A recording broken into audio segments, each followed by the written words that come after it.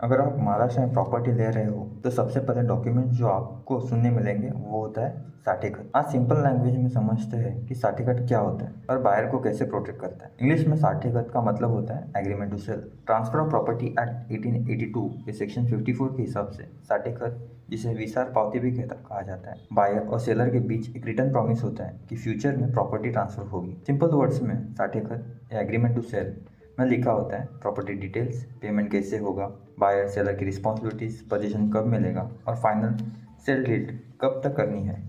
ये याद रखिए, सिर्फ साठेखत से ओनरशिप ट्रांसफ़र नहीं होती। एक्चुअल ओनरशिप तभी मिलती है जब sale deed sub register office में रजिस्टर होती है। तो साठेखत एक प्रॉमिस, ओनरशिप नहीं। टाइप्स ऑफ साठेखत। यूजुअली मार्केट में दो तरीके साठेखत दिखाई देते हैं। पहला, नोटराइज साठेखत। ये एडवोकेट के सामने साइन की जाती है, मोस्टली 100 या 500 के स्टैम्प पेपर पर। नोटरी सिर्फ आइडेंटिटी और सिग्नेचर वेरीफाई करता है, बस। कोर्ट में ये वैलिड डॉक्यूमेंट नहीं है। 7/12 या रेवेन्यू रिकॉर्ड्स में एंट्री नहीं होती। Legal protection 0। सेलर डील तोड़ दे तो राइट्स प्रूव करना मुश्किल। सिंपल वर्ड्स में, नोटराइज साठेखत वीक है, रिस्की है और लीगली एनफोर्सेबल नहीं। रजिस्टर साठेखत, ये सब रजिस्टर ऑफिस में प्रॉपर स्टैम्प ड्यूटी के साथ रजिस्टर होती है। रजिस्ट्रेशन एक्ट 1908 के अंडर लीगली एनफोर्सेबल है। 7/12 पर इतर हक्क और अदर राइट्स के नाम से एंट्री होती है। फाइनल रजिस्ट्री में स्टैम्प ड्यूटी दोबारा भरनी नहीं होती।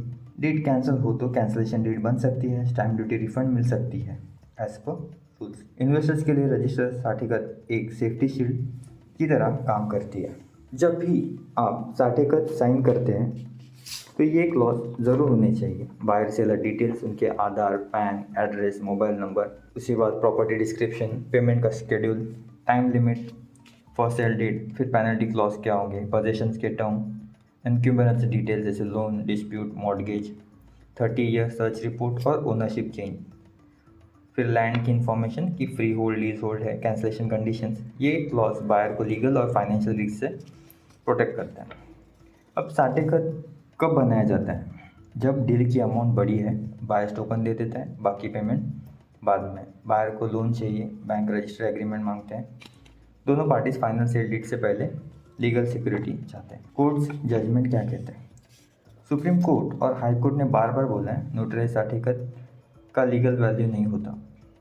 इससे कोई टाइटल, राइट, इंटरेस्ट क्रिएट नहीं होता। सिर्फ रजिस्टर एग्रीमेंट की लीगल ही वैलिड होता है। नोटराइज साठेखत सिर्फ एक प्राइवेट पेपर या लीगल डॉक्यूमेंट नहीं। कोर्ट नोटराइज एग्रीमेंट पर सेल एनफोर्स नहीं कर सकती। रियल एस्टेट ट्रिकी होता है, पर से इन्फॉर्मेशन आपको सेफ रखती है। डाउट्स या क्वेश्चंस कमेंट सेक्शन ओपन है।